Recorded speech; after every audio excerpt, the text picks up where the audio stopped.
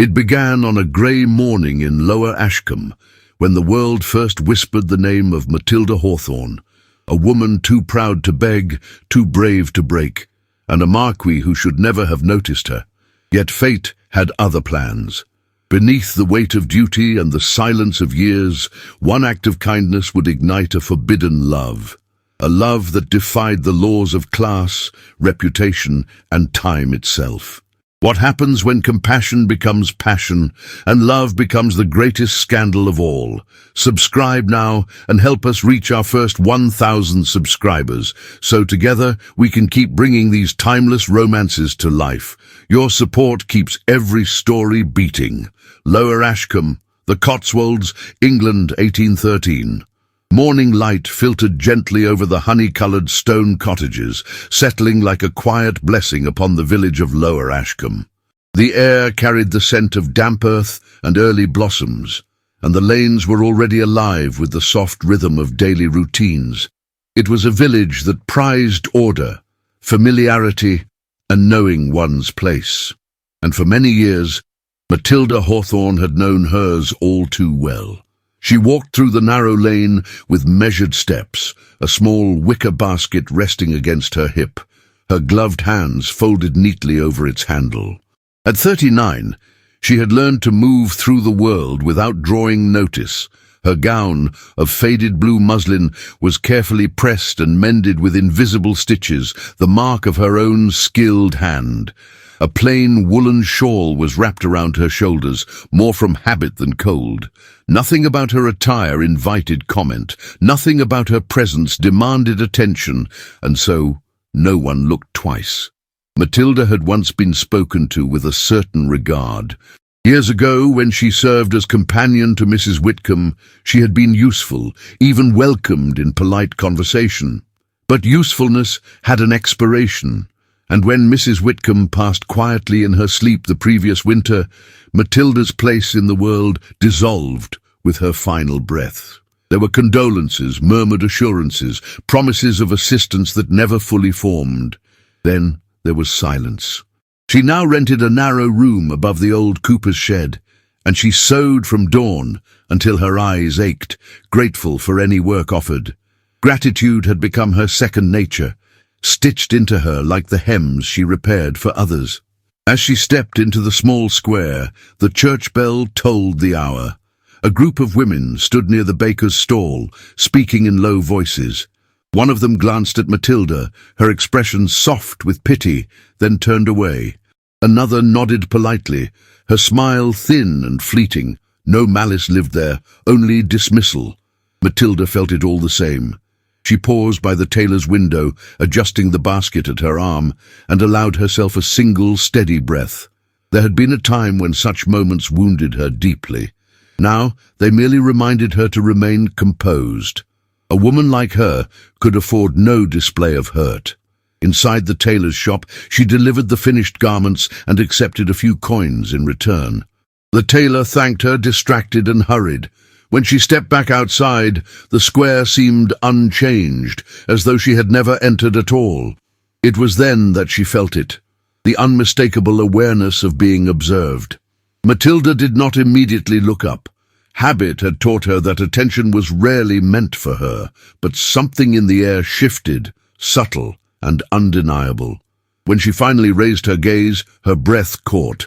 A man stood across the square, near the stone wall bordering the green, tall, still, dressed in dark wool that spoke of quality without ostentation. His posture was composed, his presence unmistakably authoritative. He was not young, yet not diminished by age. There was a gravity about him that drew the eye, whether one wished it or not. Richard Montford had returned to Lower Ashcombe.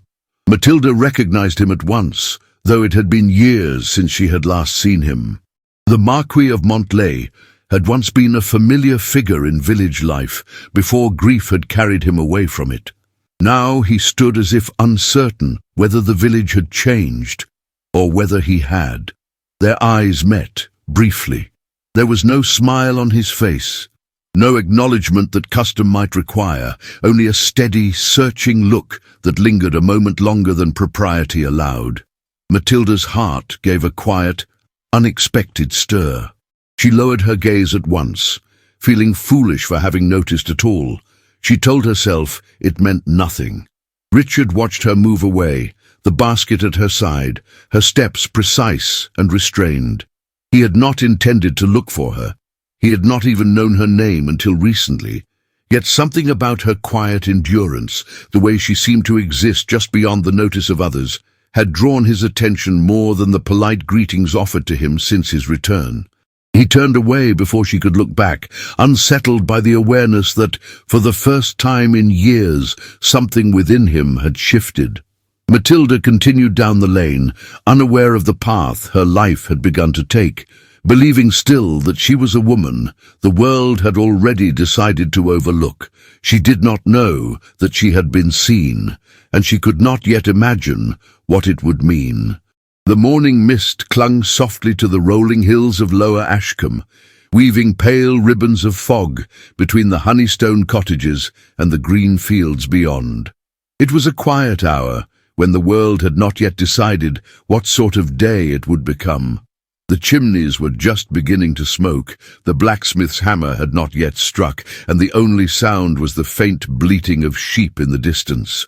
But within that silence, unseen currents of change had already begun to stir, changes that would not go unnoticed for long. Richard Montford, the Marquis of Montley, stood before the tall window of his study, his gaze lost in the soft blur of the countryside. The hearth behind him glowed faintly, casting muted light across the dark wood panels of the room.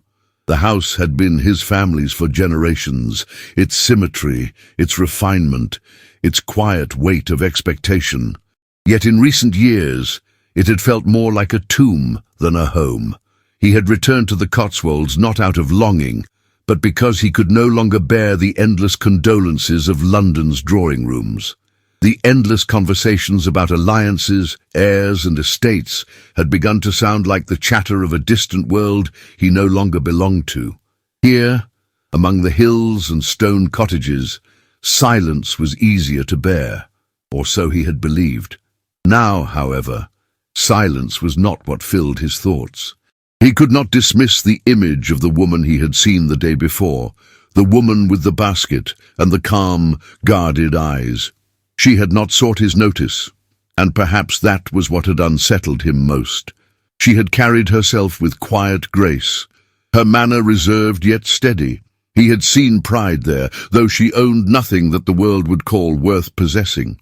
"Matilda Hawthorne," he murmured aloud, testing her name for the first time, as though speaking it might make sense of his own curiosity.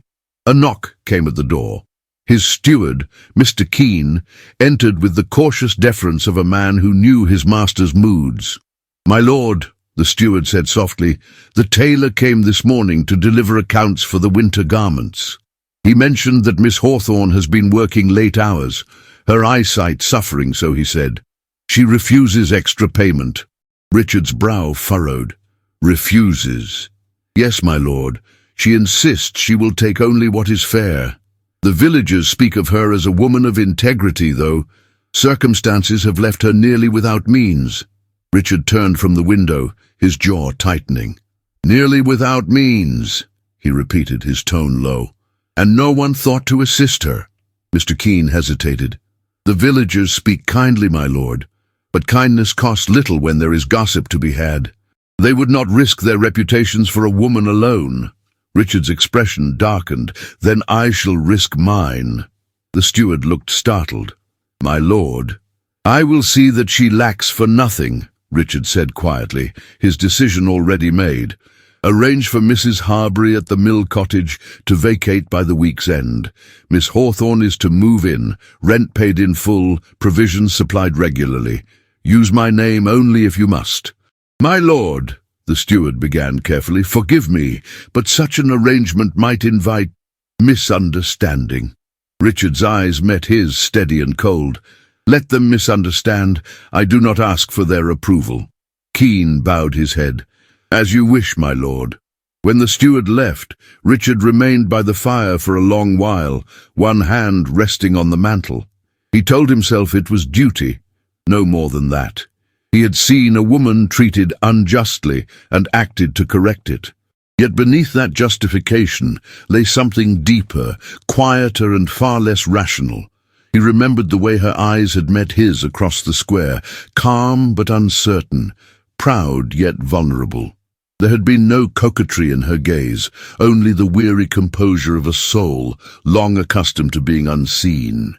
It had struck him like a note of music long forgotten. That afternoon, when Matilda returned to her modest room above the cooper's shed, she found the landlord waiting outside her door, fidgeting with his cap.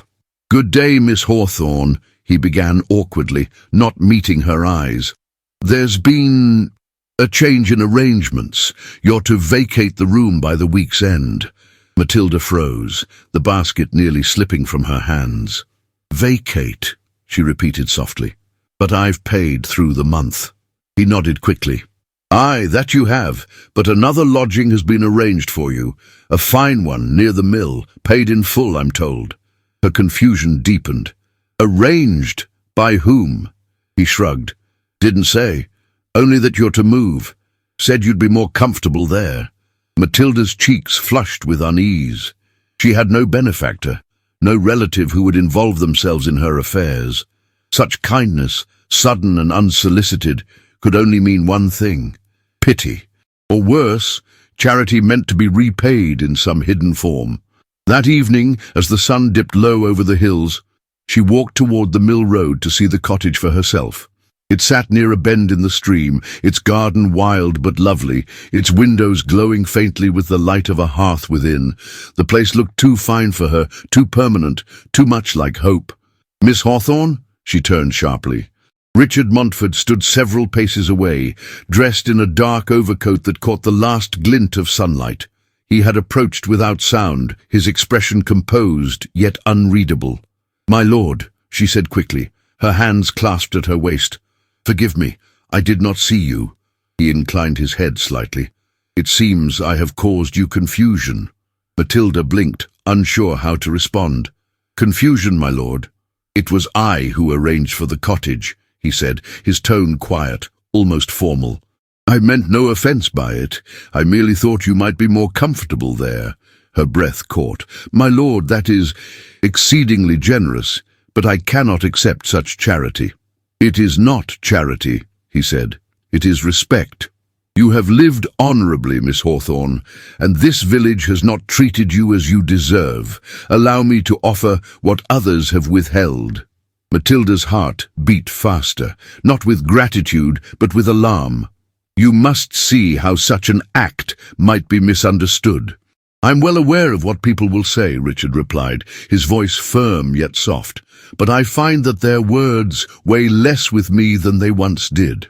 "You should not endanger your good name on my account," she whispered. He looked at her then, not as a man of rank addressing a woman of lesser means, but as one human soul seeing another. "And you would rather endure hardship than accept help merely to protect the comfort of those who would gossip about you." Matilda drew a slow breath, the warmth of the sunset falling across her face. "I have survived their judgment before, my lord, but I would not wish to bring ridicule upon you." For a long moment, he said nothing. The stream murmured softly nearby, the water catching the gold of the dying light. Finally, he stepped closer, not enough to breach propriety, but enough that she could feel the quiet authority of his presence. "Then let them think what they will," he said. "I act not to be admired, but because I cannot abide injustice." Matilda's eyes lifted to his. "Why me?" The question hung in the air, delicate and trembling. He hesitated, as though the truth might cost him something. "Because you remind me," he said slowly, "that dignity does not depend on wealth, and grace does not vanish with age, and because I cannot look upon a woman forgotten by others and remain still." The words struck her like a chord of music she had long ago stopped believing she would hear. "My lord," she began, but the sound of her own voice failed her. He took a single step back, as though sensing her need for distance. "If it offends you, I will withdraw the arrangement. But if you allow it, the cottage is yours from this evening. No debt, no condition." Her throat tightened. She wanted to refuse, to guard her pride as she always had. Yet something in his eyes, an earnestness untouched by vanity, softened her resolve. "Very well," she said at last, her voice low. "I accept, though I do not know how to thank you." "There is no need for thanks," he said, "only peace." She bowed her head, and for a moment the air between them grew charged with a silence that was not discomfort, but recognition. The kind of silence that says more than words dare. When Richard departed, his figure disappearing down the path, Matilda stood for a long time outside the cottage, the wind lifting the hem of her shawl. Inside, the hearth crackled gently, its light spilling across the threshold as though inviting her to step into another life. Yet even as she crossed the door for the first time, a tremor of fear touched her heart, for she knew the village, and she knew its hunger for whispers, and though her conscience was clean, she sensed already that Richard Montford's kindness would not remain a private matter. By morning the rumours had begun. At the bakery, two women spoke in lowered tones, their hands busy with kneading dough. "They say he's given her the mill cottage," one murmured. "Her?" the other scoffed softly. "At her age? Nonsense, there must be more to it." By noon, the gossip had reached every corner of Lower Ashcombe. Words twisted, motives were imagined, stories embellished. Some said she had bewitched him, others claimed pity disguised as passion. Matilda, unaware of the storm brewing, sat before her new hearth that evening, sewing quietly by the firelight. Yet even in her solitude, she felt the weight of unseen eyes, the breath of judgment moving through the village like an uninvited wind. And outside, beneath the first pale shimmer of moonlight, Richard Montford stood once more upon the hill overlooking the village, watching the warm glow of her cottage window.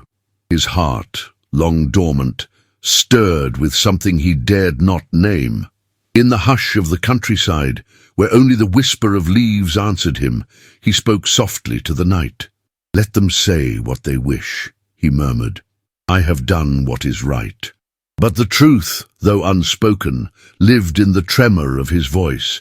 He had done not only what was right, he had done what he could no longer resist. The morning broke with a veil of pale sunlight spilling over the rolling fields of the Cotswolds. The air was crisp, carrying the scent of wet grass and hearth smoke. The small village of Lower Ashcombe stirred slowly awake, as it did every day. But the rhythm had changed. The baker still opened his shutters, the milkmaid still crossed the square with her pails, yet every conversation seemed to pause when a certain name was mentioned, Matilda Hawthorne. In every corner of the village, her story was retold in voices that lowered just enough to sound respectable. The tone was never overtly cruel. Pity disguised itself as concern, curiosity as moral care. And though Matilda never heard the words directly, she could feel them brush against her as she passed through the square, invisible threads of judgment tugging gently but constantly at her composure. She carried herself with quiet dignity, as she always had, but beneath her calm there was unease. It was not shame that troubled her. She knew her conscience was unblemished, but rather the unsettling knowledge that goodness alone was never enough to silence a small community hungry for scandal. Inside the mill cottage, her new home glowed with the warmth of early light. The modest hearth flickered softly, casting a gentle radiance across the walls. It was a beautiful place, too beautiful, she often thought, for someone like her. A small garden curved behind it, filled with the delicate buds of spring flowers that had survived the frost. Each morning she stepped outside to breathe the clean air and remind herself that it was real, that she had not merely dreamed of shelter and peace. Yet even as she admired the stillness, she knew the peace was fragile. The same generosity that had given her comfort had made her a subject of talk. That afternoon, she gathered her sewing basket and prepared to deliver a few finished garments to the tailor. Her shawl was wrapped tightly around her shoulders, her bonnet tied with deliberate care. When she stepped into the village, she could feel the subtle shift in the air. Heads that turned too quickly, eyes that pretended not to notice her. "Good day, Miss Hawthorne," murmured Mrs. Beckett, the grocer's wife, with a polite smile that did not reach her eyes. Matilda returned the greeting with equal politeness. "Good day, Mrs. Beckett." As she walked on, two younger women near the baker's stall whispered hurriedly, then fell silent when she approached. She caught only fragments. The Marquis, alone in that cottage. Improper, really. Her steps did not falter, but her heart did. She reminded herself, as she always did, that silence was her greatest defense. To protest would only give the whispers weight. Still, her cheeks burned with quiet hurt as she reached the tailor's shop. Inside, Mr. Sutton, the tailor, greeted her kindly enough, though his manner was strained by discomfort. "Ah, Miss Hawthorne," he said, fumbling with a pile of fabric. "I've another commission for you, if you're not too busy." "I'm never too busy, Mr. Sutton," she replied gently. "What is it you need?" He cleared his throat. "A set of cuffs and collars for Lord Montford's household. His steward brought the order this morning. Seems his lordship prefers your stitching to anyone else's." Matilda froze, her pulse quickening. Did the steward say so?" The tailor nodded, looking faintly embarrassed. "Indeed. Spoke very highly of your work." Her voice softened. "Then I am honoured to oblige." As she accepted the fabric, her mind swirled. Richard Montford had not spoken to her since that evening by the stream. He had left her with words that still lingered in the quiet hours of the night. Words that had felt like truth, not courtesy. Yet she had told herself that it had meant little, that he had simply acted out of compassion. Now, hearing his name tied again to hers, she felt the ground shift beneath her certainty. That evening, as twilight descended upon the valley, she sat by the cottage window, sewing by the fading light. The rhythm of the needle was steady, comforting, like a heartbeat that never faltered. The faint murmur of the stream outside was the only sound. Then there came a knock at the door. Matilda's hand stilled. Her heart lifted and fell at once. Few visited her cottage, and fewer still at such an hour. She rose, smoothed her skirt, and opened the door. Richard Montford stood before her. He was dressed simply, in a dark coat that bore traces of travel, his expression composed yet softened by something she could not name. Behind him, the fading sun painted the fields in gold. "My lord," she said, her voice low, formal, "this is unexpected." "I hope my visit is not unwelcome," he replied. His tone was calm, but there was a hint of uncertainty beneath it, a rare thing for a man of his stature. "Of course not," she said quickly, stepping aside. "Will you come in?" He inclined his head and entered. The cottage felt smaller with him inside, the air charged with the quiet tension of two people unused to sharing a space alone. The firelight caught the edge of his face, the curve of his jaw, the faint silver at his temples. "I fear I have caused you some difficulty," he began, remaining near the hearth. "I have heard the talk in the village." Matilda looked down at her folded hands. "People will always talk, my lord. They have no right to speak of you in that way." She gave a small, sad smile. "They have the right to speak of what they see, or what they think they see. A woman who lives alone, and a man of title who takes interest in her well-being. It is not a tale that invites generosity." Richard's expression hardened. "Their smallness is not your burden to bear." She lifted her gaze to him then, her eyes calm but wounded. "And yet I bear it all the same. Every glance, every whisper, it weighs upon me even when I tell myself it should not." He took a slow breath, his voice softening. "If I could silence them, I would." "You cannot," she said gently, "nor should you try. The world has its way of protecting what it does not understand." For a moment, neither spoke. The only sound was the faint crackle of the fire. Then he stepped closer, his expression shadowed by concern. "I did not act to shame you," he said. "I acted because I could not look away. You deserve safety, comfort, dignity. That is all I wish to give."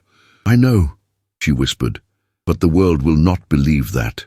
"Then let the world believe what it must," he answered quietly. She looked at him, astonished by the calm conviction in his voice. There was no hesitation, no trace of guilt, only truth. Do you not care what they will say of you?" He smiled faintly, though it did not reach his eyes. "They have already said worse of me in the years since my wife died. I have no fear of judgment left." The way he said it, low, restrained, heavy with unspoken sorrow, touched her more deeply than he could have known. She wanted to comfort him, to ease the pain that lingered in his voice, but she did not move. "My lord," she said softly, "you do me a kindness I cannot repay. I ask nothing in return." "Then why?" Her voice trembled slightly. "Why me?" He looked at her steadily, the flicker of firelight reflected in his eyes. "Because when I look at you, I see a woman who does not hide behind bitterness. You have been wronged by circumstance, yet you still walk with grace. That is not a thing one sees often in this world." Matilda felt the air tighten around her. "You see too much, my lord." "Perhaps," he said quietly, "but I would rather see too much than nothing at all." For a long moment they stood in silence, the air between them filled with something fragile and unspoken. It was not romance, as the world defined it. No daring declarations, no impulsive touch. It was something quieter, deeper. The slow recognition of two lonely hearts who had not expected to find understanding again. When Richard finally took his leave, the night had deepened. Outside, the moon rose over the fields, silvering the stone walls and hedgerows. He paused at the threshold, his hand resting briefly on the frame of the door. "Good night, Miss Hawthorne," he said. His voice was gentle, weighted with something unacknowledged. "Good night, my lord," she replied, her tone soft, almost tender. After he left, Matilda stood for a long while, her hand resting over her heart. The fire had burned low, casting a golden glow across the small room. She felt both lighter and heavier, as though his presence had filled the space with meaning and left her longing for its return. In the following days their paths crossed often, sometimes by chance, sometimes not. A brief meeting at the churchyard, a quiet greeting near the market, a shared moment by the stream where the reeds bent with the wind. Their conversations were always proper, their words careful, yet each encounter deepened the quiet thread between them. And though they spoke little of themselves, their silences spoke volumes. One afternoon, while she walked along the path toward the meadow, Richard appeared again, leading his horse by the reins. The sun glimmered through the trees, scattering flecks of gold across the path. "You walk alone often," he said, his tone light. "It is the only time I am truly at peace," she answered. He looked at her thoughtfully. "You were not meant for solitude." She smiled faintly. "Nor were you."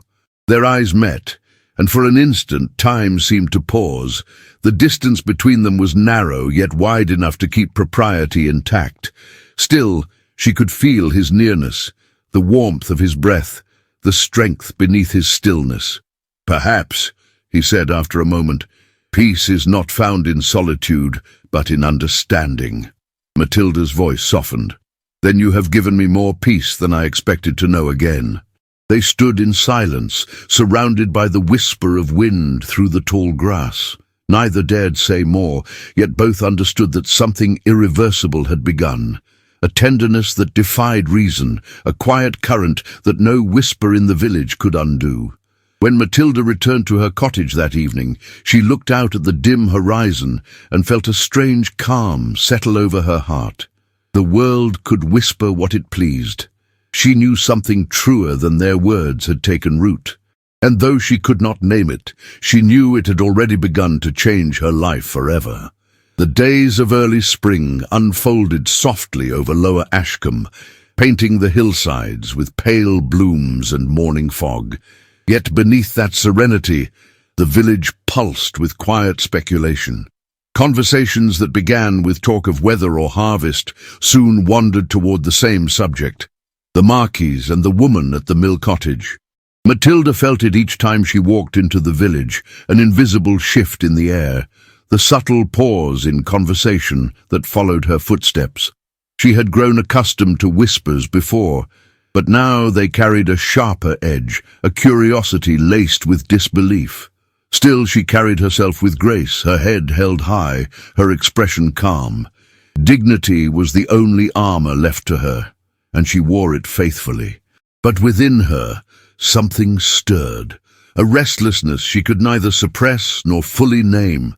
She told herself it was only unease, the weight of attention she had not sought. Yet every time she thought of Richard Montford, of his calm voice and the earnest look in his eyes, she felt a warmth bloom where she had long known only quiet endurance. It had been weeks since his visit to her cottage, yet his presence lingered like a fragrance in the air, subtle but inescapable. They had crossed paths twice since then, once near the churchyard, where he had paused to greet her with gentle civility, and once at the edge of the meadow, where they had exchanged only a few words. But those brief moments had left her heart unreasonably stirred. That morning Matilda sat by the cottage window, her sewing untouched upon her lap. The sun streamed softly through the glass, illuminating dust motes that floated like flecks of gold. Beyond the garden, the path curved gently toward the hills, where the faint outline of Montley Manor stood in the distance. Her thoughts wandered there often, though she scolded herself for it. What could such a man truly see in her? A woman whose youth had faded quietly, whose life had been marked not by passion but by patience. She told herself that what bound them was gratitude, not affection. Gratitude could not be love, and yet her heart refused to listen. When a soft knock echoed at her door, her breath caught before she even rose to answer. She opened it with measured calm, though her pulse quickened. Richard Montford stood before her. He had come without ceremony, dressed simply in a dark riding coat, his gloves tucked beneath one arm. The morning light softened the lines of his face, lending him a kind of weary gentleness. "Miss Hawthorne," he said, bowing his head slightly. "Forgive the intrusion. I was passing by and thought to inquire whether you required anything for the cottage." Her composure wavered for an instant. "You are most kind, my lord, but I'm in need of nothing." He smiled faintly. "You say that even when it is not true." Her eyes lifted to his, startled. "And what makes you believe it is not true?" "Because your voice changes when you wish to appear stronger than you feel." She drew a quiet breath, uncertain how to respond. "You listen too closely, my lord." "I do," he admitted, "perhaps more than I should." The air between them thickened, tender and uneasy. Matilda stepped aside to let him in, and he crossed the threshold, his presence filling the small space as though he brought warmth with him. He looked around briefly, the modest furnishings, the vase of wildflowers on the mantel, the embroidery folded neatly on the table. "It suits you here," he said softly. "Peaceful, yet not lonely." Matilda smiled, though her heart trembled. "Peace can be deceptive. Silence hides many thoughts." "Then I hope you will speak them," he said, his voice low. She hesitated. "Some thoughts are better left unsaid." He regarded her quietly for a moment. "You fear what others think, yet you never stop them from wounding you. Why is that?" Her gaze turned toward the window, where the fields shimmered beneath the pale sun. "Because defending oneself invites more cruelty. A woman alone has little right to demand understanding. She must learn to endure what she cannot change." "And yet," he murmured, stepping closer, "you endure with grace that humbles those who would judge you." The sincerity in his tone undid her resolve. "My lord," she whispered, "you speak kindly, but you must not mistake patience for virtue. I have simply grown accustomed to being unseen." He studied her face, the faint weariness around her eyes, the quiet strength that seemed born of long sorrow. "You are not unseen to me." Her breath faltered. "You must not say such things." "Why?" "Because they give me hope," she said softly, "and hope is a dangerous indulgence for a woman like me." His expression softened with something like pain. "And yet, if hope is all that keeps the heart alive, is it not worth the danger?" Matilda turned away, unable to meet his gaze, the truth pressed against her ribs like a living thing. She had tried to resist the feeling that grew between them, telling herself it was impossible, that affection could not exist across such divides. Yet every word from him, every glance, eroded her certainty. "Do you ever tire of being so good?" she asked suddenly, her tone quiet but trembling. He looked at her, puzzled. "Good? Yes. You speak and act as though the world must be repaired by your kindness. Does it not weary you to always do what is right?" He smiled faintly, though there was no mirth in it. "Perhaps I am not as good as you think. Perhaps I act because I can no longer bear to do nothing." Matilda met his eyes then, seeing not nobility but loneliness. "You have known sorrow," she said softly. He nodded. "Yes, and it taught me that love, once lost, leaves a silence that nothing else can fill." Her voice trembled. "Then why bring that silence to me?" "Because when I am near you," he said slowly, "it no longer feels like silence." Her heart thudded in her chest, the room suddenly too small, too alive. She wanted to speak, to protest, to remind him that such feelings were impossible, but her voice refused to form the words. Instead, she turned to the hearth, busying herself with the kettle, as though its clatter could drown the turmoil within her. "Tea, my lord?" "Yes," he said softly, "if only to prolong this visit." When she handed him the cup, their fingers brushed. It was the lightest contact, accidental, fleeting, yet it sent a shiver through her entire being. He did not withdraw at once, and neither did she. Their eyes met, and for that suspended moment the world outside ceased to exist. Then Matilda drew back, her composure fragile but intact. "You should not be here," she murmured. "If the villagers saw—" "They already talk," he interrupted gently. "Would you have me live by their judgment?" "I would have you protect yourself from needless harm," she said. "Your name carries weight.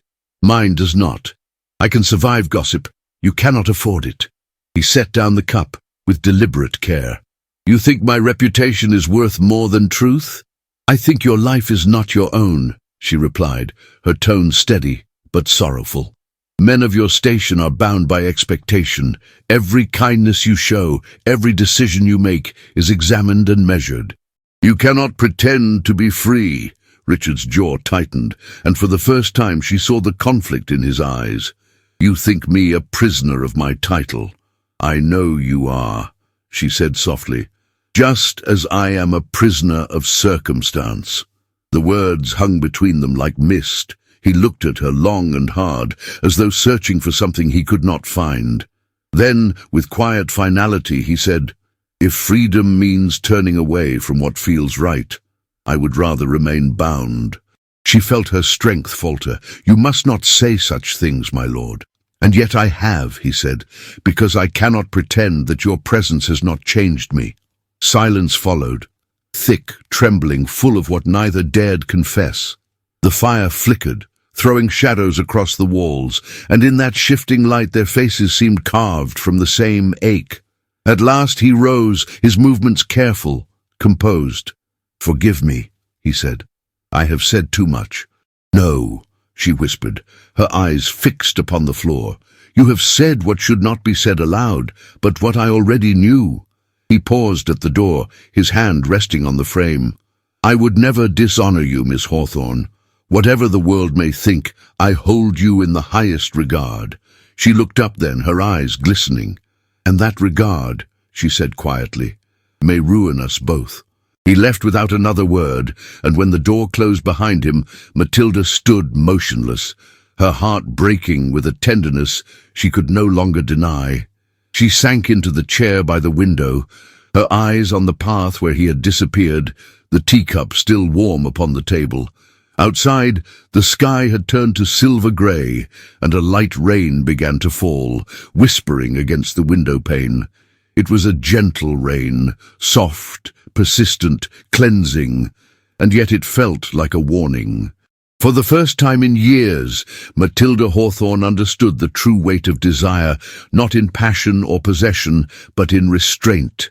and somewhere in the distance, within the grand walls of Montley Manor, Richard Montford stood before his own reflection, torn between the duty that bound him and the longing that refused to be silenced. Neither of them slept that night. Both knew that something had shifted irrevocably.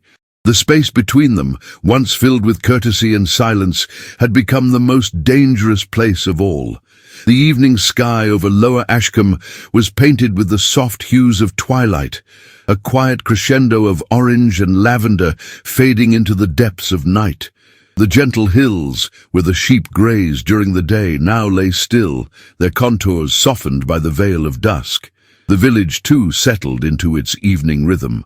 Windows flickered with the warm glow of hearth fires, and the distant sound of a dog barking broke the otherwise serene silence. Inside the mill cottage, Matilda sat before the hearth, her sewing basket at her feet. The fire crackled, sending thin tendrils of smoke up the chimney. She was stitching a delicate hem for a gown, her fingers moving with practiced precision, but her mind was elsewhere. It had been days since Richard had last visited, but his absence hung in the room like an unspoken presence, the memory of his voice, his gaze, his words, all still lingering in the air. She had not expected him to return. It was a kindness that, though offered with sincerity, had a shelf life. His world was different from hers, filled with obligations and expectations that could not be so easily discarded. Yet she could not shake the feeling that something more had been left unsaid between them, something fragile and unspoken that had woven itself into the very fabric of her thoughts. Her thoughts, as always, wandered back to the conversation they had shared in her cottage. She could still feel the weight of his words, the intensity in his gaze, when he had told her that he could not pretend to be indifferent. And she had told herself over and over that it meant nothing, only the compassion of a man who felt guilty for her plight. Yet her heart betrayed her, fluttering with an emotion she could not name. The sound of a knock at the door startled her from her reverie. Her heart skipped a beat before she quickly rose to her feet, her hands trembling slightly as she smoothed the front of her gown. She opened the door to find Richard standing on the threshold, his dark coat contrasting against the light of the fading day. His expression was unreadable, but there was something in his eyes, a vulnerability perhaps, or a quiet determination that made her breath catch in her throat. "My lord," she said, her voice soft yet steady, though her pulse was racing. "I wasn't expecting you." He nodded slightly, stepping inside without waiting for an invitation. "I thought I might bring you some news and perhaps a bit of company." Matilda stepped aside, her heart beating faster at the unexpectedness of his visit. She closed the door behind him, feeling the weight of the moment settle between them. His presence, though familiar, still had the power to make her feel both vulnerable and alive. He glanced around the room, his eyes briefly resting on the fire, the simple furnishings, the flowered vase on the table. "It's peaceful here," he said, his voice soft, "but I can tell that you do not always find it so." Matilda nodded, her throat tight. "Peace can be deceiving, my lord. Silence can feel like a prison, even in the most beautiful of places." Richard's gaze lingered on her for a moment, and she could see the understanding in his eyes. "You've known isolation." Her chest tightened at his words. "I've known what it is to be forgotten, yes, to be seen, but not truly noticed." The words hung in the air, heavy with truth. Richard took a step closer, his presence gentle, yet undeniable. "You will never be forgotten by me, Matilda," he said quietly. Her breath caught, the sound barely audible, as she looked up at him. His words, though simple, were like a balm to a wound she had carried for so long. He reached out, almost as if on impulse, and gently took her hand in his. The touch was light, as if testing the waters, but it sent a jolt of warmth through her, a spark of something deeper than mere kindness. She looked up at him, her eyes searching his, looking for the truth in the depth of his gaze. "Richard," she whispered, her voice barely above a breath. He stepped closer still, his thumb brushing gently over her knuckles, sending a shiver up her spine. "I cannot explain it," he said softly, his voice tinged with an emotion she couldn't name. "But something about you." She swallowed, her heart pounding in her chest. "Something about me." He nodded, his gaze never leaving hers. "Yes, I've never met a woman like you. You have this quiet strength, this grace that defies everything I thought I knew." Her heart fluttered in her chest. "I'm nothing special, Richard," she said, the words falling from her lips before she could stop them. "I'm just a woman who has learned to survive." He shook his head, his fingers tightening just slightly around her hand. "No," he said firmly, "you are more than that. You are someone who deserves to be seen, to be valued, to be loved. And I can't ignore that anymore." Matilda's breath caught, her mind spinning with the weight of his words. "But why me? You are a Marquis. You have everything." He smiled faintly, but there was a sadness in it, a depth she had not noticed before. "I have everything, yet I have nothing that matters. My title, my wealth, none of it means anything if I cannot live my life with honesty, with meaning. And the truth is, when I'm near you, I feel like I can be honest for the first time in years." Her heart ached at the rawness in his voice. She wanted to say something, to tell him that she understood, that she too had felt the pull of something unspoken between them. But the words refused to come. Instead, she simply looked at him, her heart laid bare in the silence between them. And in that moment, she realized that there were no more walls left between them, no more distance, no more barriers. They were both standing on the edge of something they could no longer ignore, something that neither of them could control. Richard's gaze softened and he slowly leaned in, just enough that his breath brushed against her cheek. His presence was overwhelming, but not suffocating. It was a gentle pressure, a promise of something more that neither of them was yet ready to name. He hesitated, as if waiting for some sign, some acknowledgement from her. Matilda's pulse raced as she tilted her head slightly, her breath catching in her throat. His lips were so close, so tantalizingly close, but she could not yet allow herself to close the distance. She was afraid that if she did, there would be no turning back. "Richard," she whispered again, her voice trembling. He pulled back just slightly, his hand still holding hers. "I won't push you, Matilda," he said softly. "But know this, I have never felt so alive, so seen as I do when I am with you." She closed her eyes for a moment, the weight of his words settling deep within her. She wanted to tell him the same, to confess the emotions that had taken root in her heart since their first meeting, but she could not.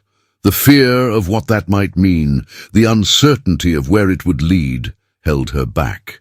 Richard seemed to sense her hesitation. He released her hand gently, his eyes filled with an understanding that only deepened the pull between them. "I will not force you to decide, Matilda," he said, his voice rich with emotion. "But I want you to know that I am here, and I will always be here if you ever choose to see me." Her heart raced as she looked into his eyes, knowing that the choice had already been made. She was already drawn to him in ways she could not explain. But the courage to acknowledge it, to surrender to it, was something she was not yet ready to face. "Thank you," she whispered. "Thank you for your kindness, Richard. I do not know how to repay you." "You don't have to repay me," he said, his voice low. "Just allow me to be part of your life in whatever way you can. That is enough for me." Matilda nodded, though her heart was torn between longing and fear. "I do not know what the future holds," she said, her voice barely audible. "But I know that I cannot ignore what I feel when I am near you." Richard's smile was faint, but full of quiet understanding. "Then let us take it one step at a time, Matilda. There is no need to rush what is real." He kissed her hand gently, his lips brushing against her skin with a tenderness that nearly broke her heart. As he stepped back, he looked at her once more, his gaze filled with promise. "I will leave you to your evening," he said softly, "but I will return, if you will have me." Matilda nodded, her chest tight with a mixture of emotions. "I will have you," she whispered, her voice barely audible. I just need time. Richard left quietly, but his presence lingered in the room long after he had gone. Matilda stood in the centre of the cottage, her heart in turmoil. She knew she was at a crossroads, a moment of decision that would change everything. The connection between them was undeniable, but the consequences of giving in to it seemed insurmountable. For now, she would hold on to her silence, her patience, her dignity. But deep within, she knew that the man who had entered her life so unexpectedly was not someone she could easily forget. And though the future was uncertain, one thing was clear: her heart had already begun to follow him. The wind carried the scent of rain that morning, sweeping softly over the hills of Lower Ashcombe, bending the wildflowers that clung to the roadside. Spring had deepened into its greener days, but the village was uneasy beneath the pleasant sky. What had begun as murmurs now lingered in every corner like mist. The name of Matilda Hawthorne whispered with her benefactors, the Marquis of Montlay, in tones too polished to sound innocent. Matilda felt it before she heard it, the way the grocer's wife's smile faltered when she entered the shop, the way children's chatter hushed when she passed through the square, the way even the vicar's greeting, once kind and habitual, had grown measured. Respectable women now crossed the street, rather than meet her gaze. She bore it all with quiet composure, her face serene, her heart heavy. Inside her cottage, the fire burned low, its warmth insufficient against the chill of uncertainty. She stitched quietly by the window, her needle gliding through linen with steady hands. Yet each puncture of the thread felt like a heartbeat, tight, tense, alive with something unspoken. She told herself she was content, that peace resided within this small, humble house. But peace had begun to resemble loneliness, and her solitude was no longer the sanctuary it once was. Her thoughts, no matter how sternly she tried to guide them, turned always to Richard Montford. She saw him in the firelight, heard him in the echo of her own breath. It had been nearly a week since he last came to call.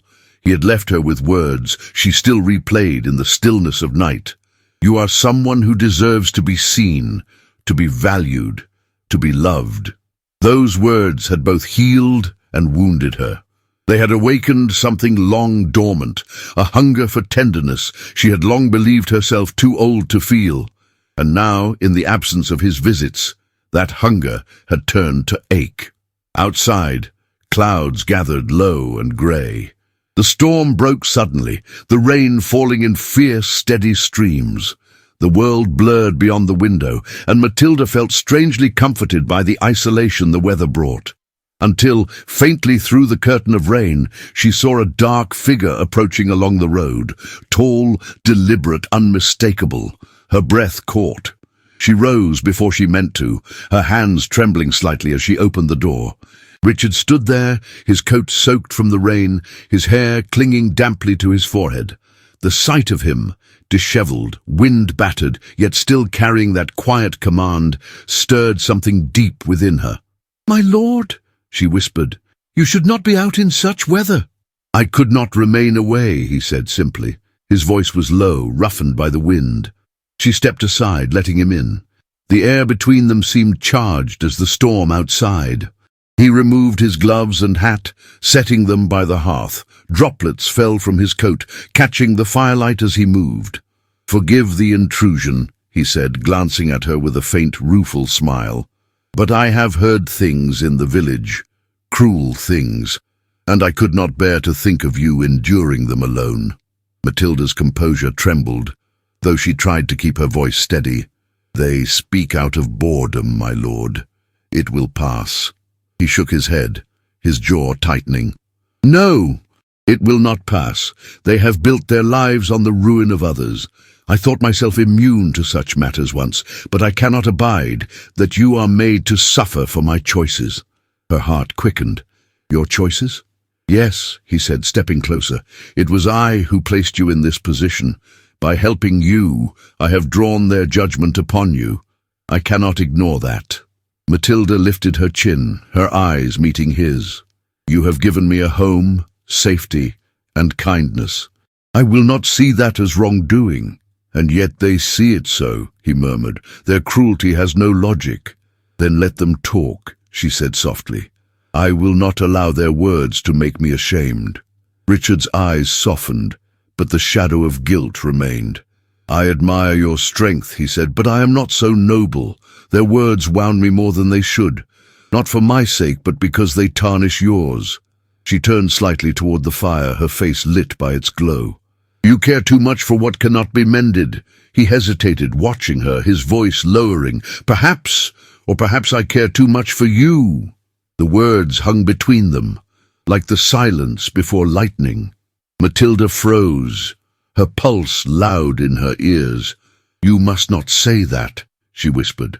"I must," he said, his tone barely above breath, "for it is true." She turned toward him, her hands trembling at her sides. "Do you not see, my lord? Words like that can destroy what little peace we have left. You are bound to a world that will not forgive such sentiment.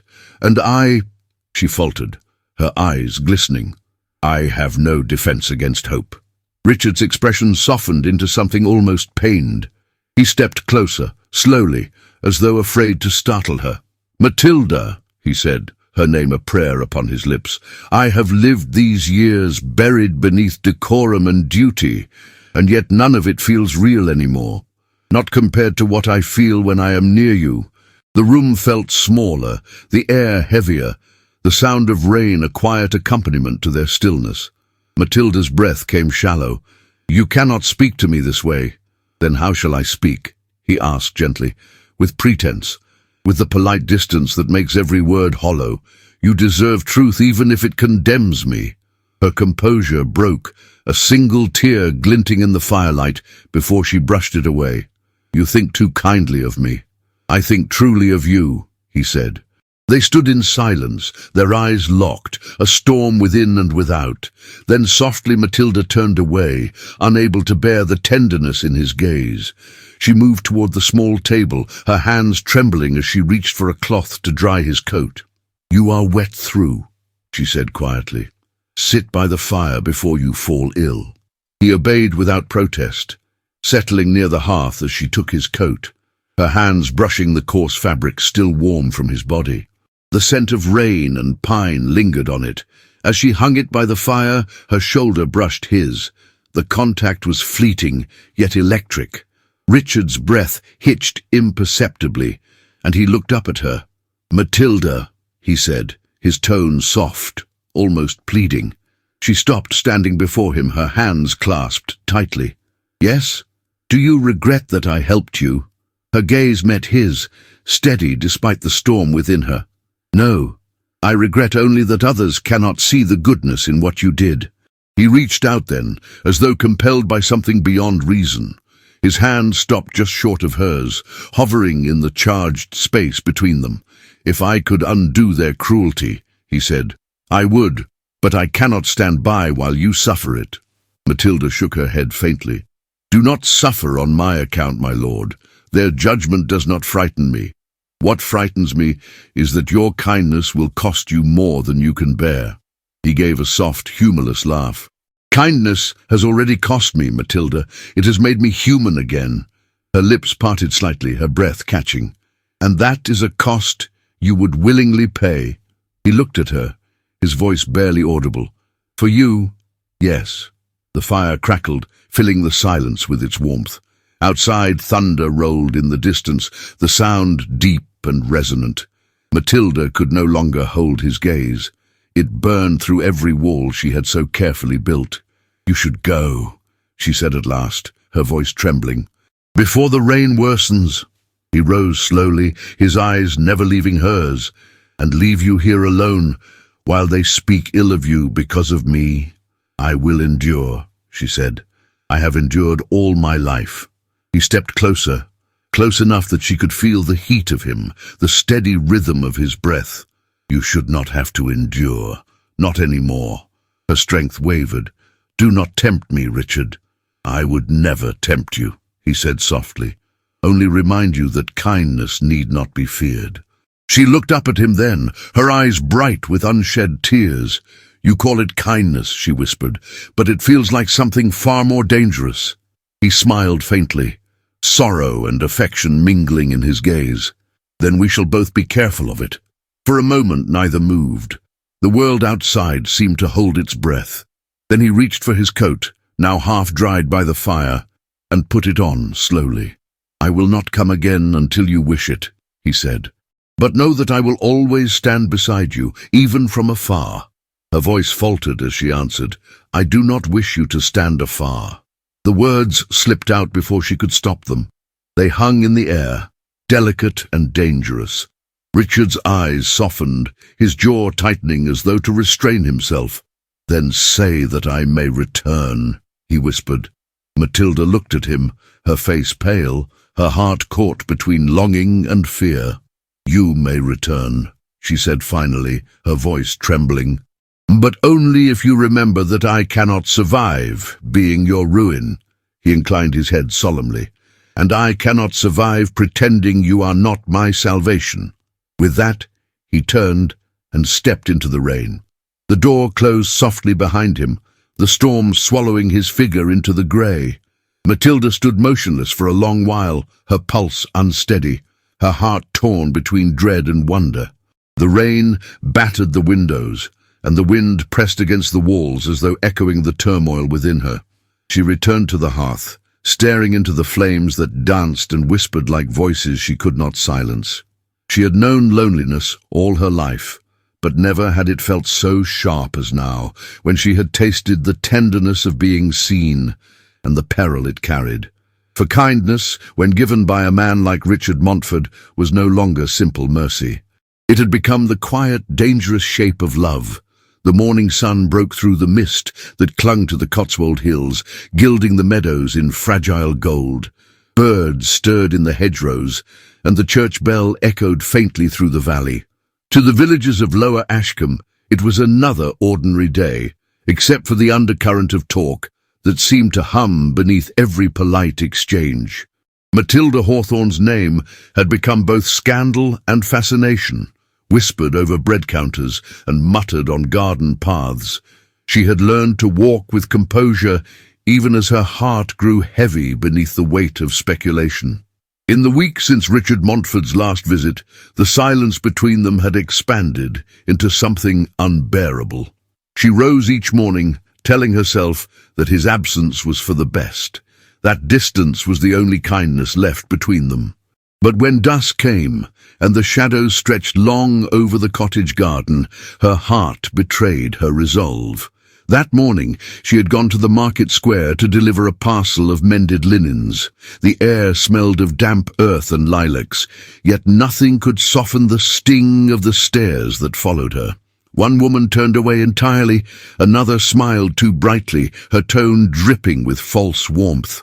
"Good day, Miss Hawthorne," said Mrs. Beckett, her hands buried in a basket of apples. "I do hope the Marquis is keeping well. He's been missed at church these past Sundays." Matilda's fingers tightened around the parcel she carried. "I wouldn't know, Mrs. Beckett. My acquaintance with his lordship is purely circumstantial." The woman raised a brow. "Of course," she said, her smile curving like a blade. "It is generous of him, though, providing you such comfort. Not every man would be so charitable." A quiet flush rose to Matilda's cheeks, but her voice remained even. "Then perhaps the world could use more of his kind." Without waiting for a reply, she turned and walked away, her heart hammering painfully. By the time she reached her cottage, the stillness inside felt suffocating. The walls that had once sheltered her now seemed to close in, each shadow whispering the same cruel question: how long until kindness becomes ruin? She sank into her chair by the window, the sewing basket untouched at her feet. She told herself that she was strong enough to endure this. She had endured worse: poverty, loss, invisibility, but never before had she endured love, and love was proving to be the hardest of all burdens to bear. When the soft knock came at her door that afternoon, she knew without looking who it was. Her heart leapt and fell all at once. Richard Montfort stood outside, his presence filling the doorway like a shadow cast by the sun itself. He wore no sign of formality today. only a simple dark coat, his hair slightly disheveled from the wind. His eyes, grey and restless, held the weight of sleepless nights. "May I come in?" he asked. His voice was low, almost uncertain. Matilda hesitated for a breath, then stepped aside. "You needn't ask, my lord. You always know the way." He entered, his gaze sweeping the room. The fire burned low, the teacup on the table cold, the air heavy with unspoken things. "I feared I had imposed upon you too much," he said, standing near the hearth, "but I could not remain silent any longer." Matilda folded her hands before her. "The village would say you have imposed more than enough already." He exhaled softly, his eyes meeting hers. "I know what they say. I hear it even when they think I do not. But I have learned to care little for their opinion. What I cannot bear, Matilda, is the thought that you might believe I have brought shame upon you." Her throat tightened. "You have not shamed me," she said. "You have given me kindness, but that kindness has cost us both dearly." He stepped closer, his expression dark with emotion. "Do you truly believe I regret it?" She shook her head, her voice trembling. "No, but I believe you should." Richard's hand clenched at his side. "How can I regret what has given me back my heart? You have done for me what no title, no wealth, no duty ever could. You've made me feel alive again." Matilda's composure wavered, the weight of his words pressing against her like a storm. "Do not speak so," she whispered. "You know what such words mean. You know what they risk." "I know precisely what they mean," he said, his voice deepening with resolve, "and I will not take them back." She turned away, her breath uneven. "You must. You have a life beyond this cottage, beyond this moment. I will not be the cause of your downfall."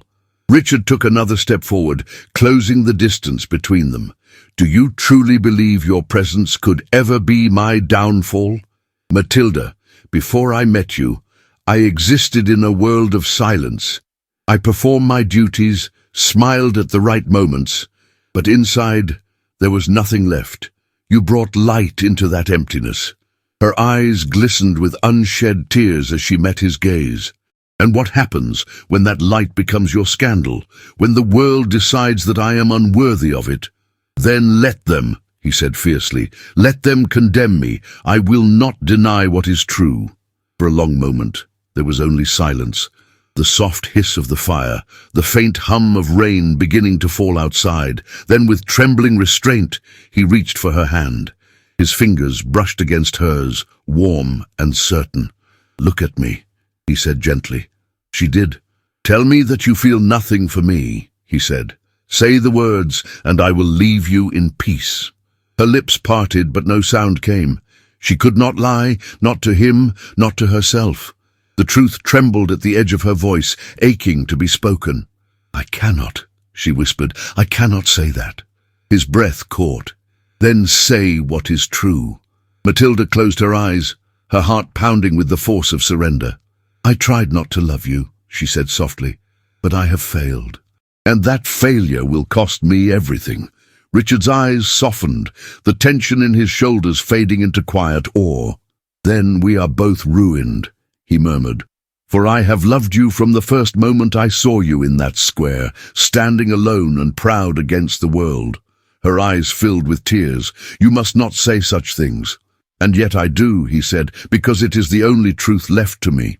He lifted her hand to his lips, pressing a gentle kiss against her knuckles. It was a gesture of reverence, not possession, a vow spoken without words. She felt the tremor in his touch, the restraint that only deepened the intimacy of it. "Richard," she breathed, her voice breaking, "you do not understand the danger of this." "I understand too well," he said, "but I no longer fear it." She tried to draw her hand away, but he did not release it.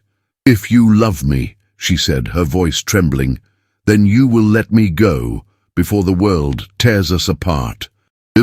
His gaze darkened, his voice low and firm. "If I let you go, I will lose the only thing in my life that feels honest." The tears slipped down her cheeks, silent and unbidden. "You speak of honesty, but love cannot survive in shadows." The world will not forgive us, Richard. They will call me every cruel name they can imagine, and they will strip you of your honor. Honor, he said bitterly. What is honor if it means living a lie? What good is a title if I cannot stand beside the woman I love? Matilda shook her head, her voice faint. You cannot speak that word. Not here. Not now. He stepped closer, his eyes burning with quiet defiance. Then let me say it in silence, he whispered. He reached up, brushing a tear from her cheek. His touch lingered, tender and trembling. Her breath hitched, her eyes closing against the weight of it. The nearness between them was unbearable, an ache that lived in every unspoken thought, every restrained gesture. For a long moment, they stood suspended in that fragile space between what was forbidden and what was inevitable. The fire crackled softly, the rain deepened outside, and the world seemed to hold its breath. Then, at last, Matilda stepped back. Her voice came quietly, though it trembled with emotion. You must go. Not like this, he said, not with everything left unsaid. Everything has been said, she whispered, and now we must bear it. He looked at her for a long time, his face pale with grief and love intertwined. Then he bowed his head. If this is what you ask of me, I will go. But know this, Matilda, no distance, no time will make me forget what I have spoken here today. She swallowed hard, her hands clasped tightly at her heart. And I will never forget that you were brave enough to say it. And when he turned to leave, the door opened to the sound of rain and wind. He paused once more at the threshold, his figure framed by the grey light. Goodbye, my heart, he said softly. Matilda closed her eyes. Goodbye. The door closed behind him, and the storm swallowed his departing footsteps. She sank into her chair, her heart breaking in silence. The fire burned low, casting a faint golden glow over her tear-streaked face. For the first time she did not feel unseen. But being seen, truly seen, had come at a cost she was not sure she could endure. And as the rain fell harder, mingling with the tears she could no longer contain, she understood that love, when spoken aloud, was both salvation and ruin. The storm that had swept through Lower Ashcombe the night before had left the village wrapped in a sombre stillness. The ground was slick with rain, and the scent of damp earth lingered in the air. The clouds drifted low over the Cotswold hills, casting long shadows that stretched across the fields like memories unwilling to fade. In the cottage by the mill, Matilda Hawthorne stood before the small window, her hands resting on the wooden frame. Her eyes followed the winding road that disappeared into the mist, the same road Richard Montfort had taken when he left her days ago. She had thought that time might dull the ache, that silence would bring her peace. Instead, each passing day only sharpened her longing until it became a constant companion, one she could neither fight nor welcome. The world had not been kind since his departure. The whispers had grown bolder, the judgments harsher. Some spoke of her with pity, others with disdain, and a few with open cruelty. What had once been insinuation was now treated as truth, that the Marquis's generosity had not been born of compassion, but of something far less virtuous. She had become a story told behind hands and smirking eyes, and though she held her head high, each murmur left its quiet bruise. That morning, as she made her way to the market square, the weight of every stair pressed upon her shoulders. The cobblestones glistened beneath her boots, the air damp and cold. Mrs. Beckett, ever the self-appointed guardian of moral virtue, watched her from the doorway of the grocer's shop.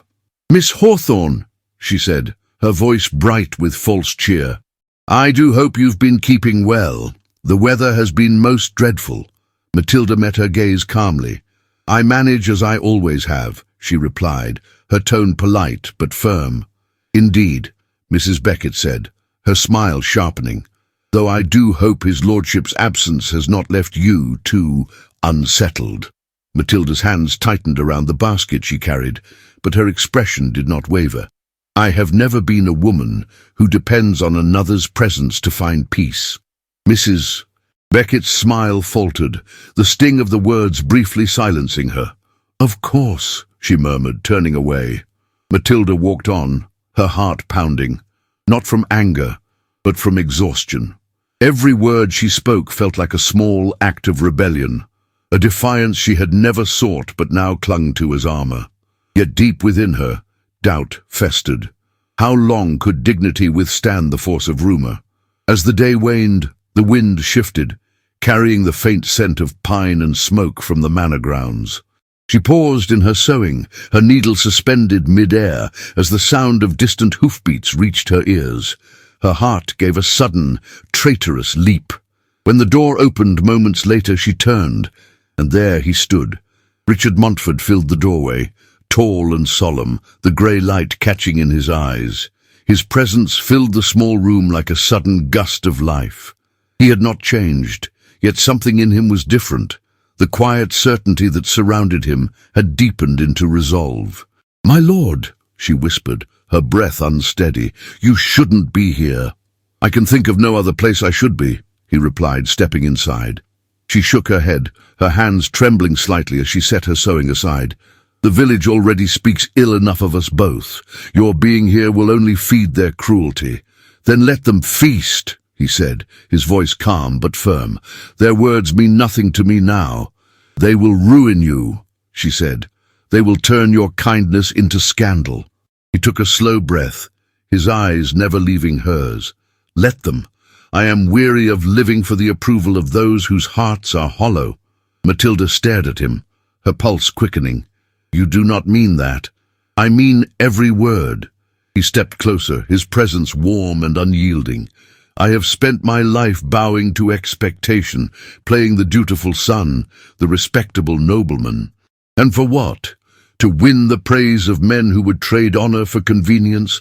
I would rather live one honest day beside you than a lifetime among hypocrites."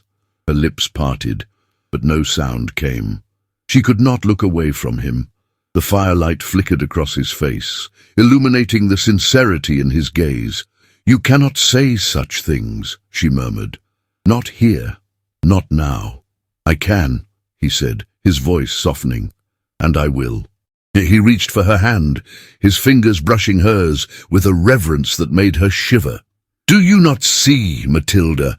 I no longer care for what they say or think. You have become the measure of what is true for me." She withdrew her hand, trembling. "Do not speak of me in such a way. You make this harder than it must be." He frowned slightly. "Harder?" "Yes," she whispered, "because I want to believe you. I want to trust that love can stand against the world. But love is fragile, Richard. It cannot survive beneath the weight of society's disdain." He looked at her with quiet anguish. "Then let it not be fragile. Let it be what it is, stronger than fear."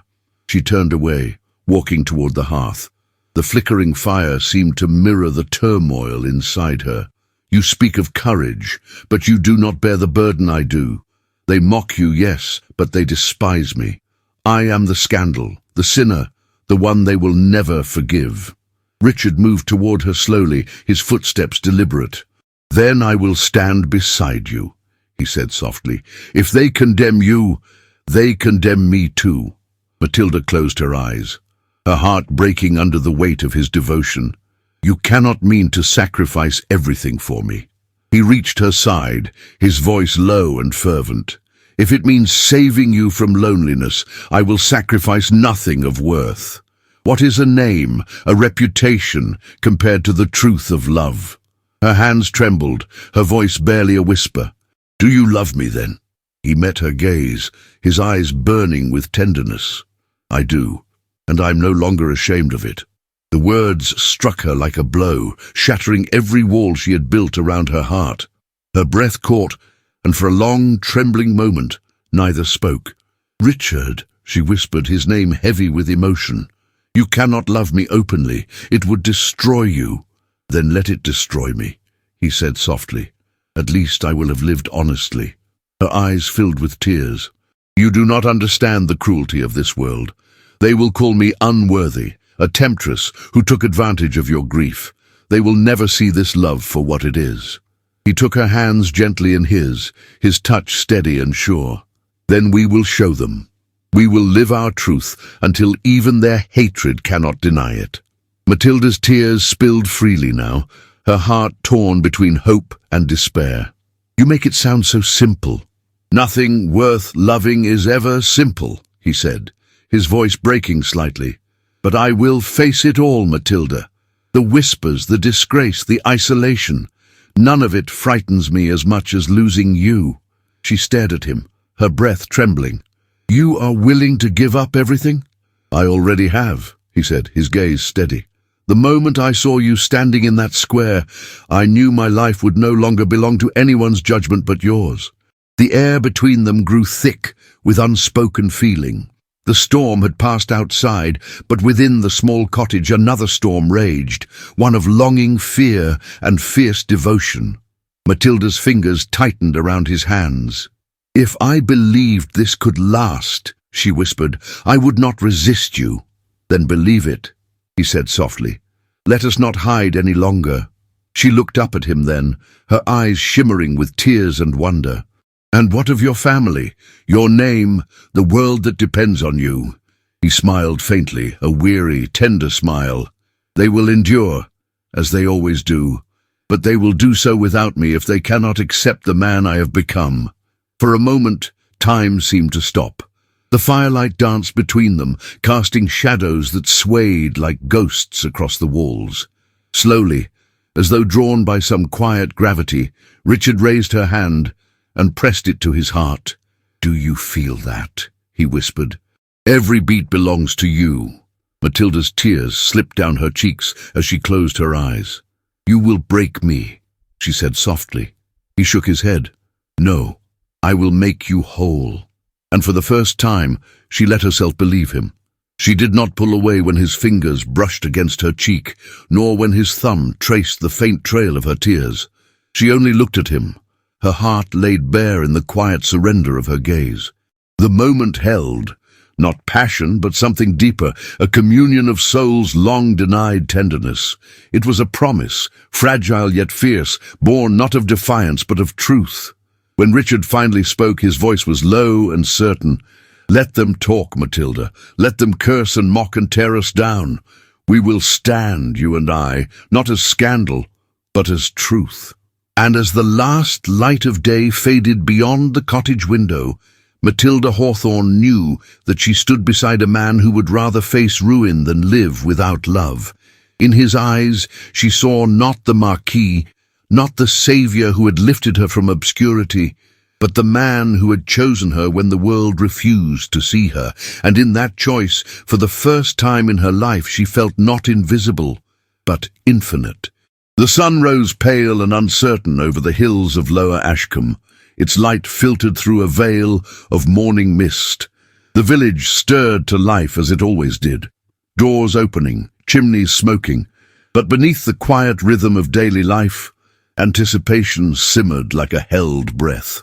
For weeks there had been whispers that the Marquis of Montley had defied all decorum, that he had lost his sense of duty, his reason, even his place among the gentry. And at the centre of every rumour, like a flame refusing to die, was her name, Matilda Hawthorne. She felt it in every step she took through the narrow streets, the scrutiny, the judgment, the envy, and the pity. Yet that morning, as she stood before the small mirror in her cottage, fastening the clasp of her shawl, she found herself strangely calm. There was no hiding now. No disguise of humility or restraint could undo what had already been spoken aloud between them. She was no longer merely the seamstress or the forgotten companion. She was the woman loved by a man the world had said should never have looked her way. Outside, the air was crisp with the scent of early frost. The trees, now shedding their last autumn leaves, whispered faintly in the wind. As Matilda began her walk toward the village green, she caught sight of distant riders approaching from the north road. Even from afar, she recognized the proud carriage of the lead horse, the posture, the ease, the unmistakable grace of Richard Montford. He had returned. Her breath faltered. Her pulse quickened. She had not seen him since the evening he had sworn that they would stand against the world. Days had passed without word, each one an agony of silence. She had told herself that perhaps he had come to his senses, that perhaps the world had reminded him of the cost of defiance. And yet now, as he dismounted before the church gates, she saw no trace of retreat in his bearing. Richard stood tall beneath the pale light, his dark coat immaculate, his expression solemn yet resolute. Every line of his face spoke of decision made, of conviction hard won. He looked not like a man weighed down by scandal, but one ready to face judgment with steady heart. Their eyes met across the distance, hers uncertain, his unwavering. For a moment, the world seemed to hold still. The church bell tolled the hour, deep and deliberate, its echo carrying through the valley like fate itself. He began to walk toward her, each step measured, his gaze fixed on her alone. The villagers, gathered near the square for the morning market, paused in stunned silence as the Marquis crossed among them, ignoring their whispers. Matilda felt every eye upon her, but her focus never wavered from him. When he reached her, he bowed his head slightly, a gesture not of courtesy, but of reverence. "Miss Hawthorne," he said softly, his voice a low current of emotion. "You look well." "I did not expect to see you here," she replied, her voice steady, despite the tremor in her hands. "I imagine not," he said with a faint, rueful smile. "But there are things that can no longer remain unspoken." Her heart tightened. "Richard, you mustn't—" "I must," he interrupted gently. "I have spent too many days in silence, and silence is no longer a virtue I can endure." He glanced briefly at the small crowd that had gathered at a cautious distance. Their faces were a mix of curiosity and disapproval, a reflection of the very society that had bound him all his life. Then his gaze returned to hers, unflinching. "I am done with hiding," he said. "Let them hear me if they will." "Please," she whispered urgently, her voice trembling. "You will only make it worse." He shook his head. "No, Matilda. Today I make it right." He took a single step closer, his voice carrying clearly through the square. "You all know my name. You all know my title. But perhaps you have forgotten what honor truly means. It is not the absence of scandal. It is the courage to stand by what is just and true. And the truest thing I know is that I love this woman." Gasps rippled through the crowd. A few turned away in shock. Others watched, transfixed. Matilda's breath caught in her throat, her eyes glistening. "Richard," she whispered, barely able to speak. He looked at her, his voice softening. "Let them say what they wish. Let them strip me of respectability if they must. I will not deny what my heart has chosen." Matilda's vision blurred with tears. "You cannot speak so openly. They will never forgive you." He reached for her hand then, the gesture slow, deliberate. When his fingers closed around hers, the world seemed to narrow to that single touch, the warmth of his skin, the certainty in his grasp, the quiet defiance of two souls refusing to yield. "They do not have to forgive me," he said. "They have no power over what I feel." For a heartbeat, neither spoke. The only sound was the faint rustle of wind through the trees. Then, in a voice trembling with emotion, Matilda said, "You are risking everything." He smiled faintly, his eyes never leaving hers. "Then let it be a worthy risk." The onlookers whispered among themselves, some scandalized, others awed, but Richard did not flinch. He lifted her hand to his lips, pressing a kiss upon it, the gesture so tender that even those inclined to judge could not help but feel its sincerity. Matilda stood motionless, her heart aching with the beauty and terror of the moment. "You cannot undo this," she said quietly. "You cannot take back what you have said." "I have no wish to," he answered. "For once in my life I have spoken without fear." The vicar, an older man with stern eyes, stepped forward from the church steps, his expression troubled. "My lord," he said cautiously, "there are places where such declarations belong, and the public square is not one of them." Richard turned toward him, his tone respectful but resolute. "Forgive me, Reverend, but the world has condemned her in public. It is only fitting that I defend her the same way." A murmur rippled through the crowd. Matilda, her cheeks flushed, whispered urgently, "Please, Richard, come away. Do not do this here." But his voice softened, and when he looked at her again, there was no anger, only tenderness. "I cannot take you from this place as a secret to be hidden, Matilda. You deserve to be seen in the light, not whispered about in shadow." Her tears fell freely now, tracing delicate paths down her cheeks. "And what will become of you?" she asked. He smiled faintly. "Whatever fate chooses, I will bear it better beside you than alone." The vicar's voice faltered. "My lord, I beg you to reconsider. Such talk will invite ruin." "Then let it come," Richard said simply. "I am weary of living beneath the expectations of men who would trade compassion for propriety." He turned to the crowd once more, his tone steady. "This woman has been slandered because she accepted my help. She has been humiliated for the crime of dignity. If there is shame in this village, it belongs not to her, but to those who allowed her suffering to go unseen." A hush fell. No one dared to answer. Matilda trembled, her voice soft but resolute. "You do not owe me this defense." He looked at her, his expression full of quiet devotion. "It is not defense, Matilda. It is truth." For a moment it seemed as though even the air itself paused to listen. Then Richard took her hand once more and said, in a tone meant only for her, "You once told me that hope was a dangerous indulgence. I have learned that it is also the only thing that gives life meaning." Her lips trembled and she whispered, "You will lose everything." "I will gain what matters," he said. "You." She stared at him, her tears falling freely now, her heart torn between pride and fear. Slowly, with trembling courage, she whispered, "Then we face it together." He smiled, a warmth spreading through his expression that seemed to light the grey morning. "Together," he said. And though no one in the crowd moved, though some still disapproved in silence, something in the air shifted. The murmurs softened, replaced by a quiet awe. The Marquis, once untouchable, stood stripped of pretense and status, his love laid bare before them all. As they walked away from the square, side by side, the path ahead uncertain, Matilda felt the first true calm she had known in months. The world could judge as it pleased. They had already chosen their truth.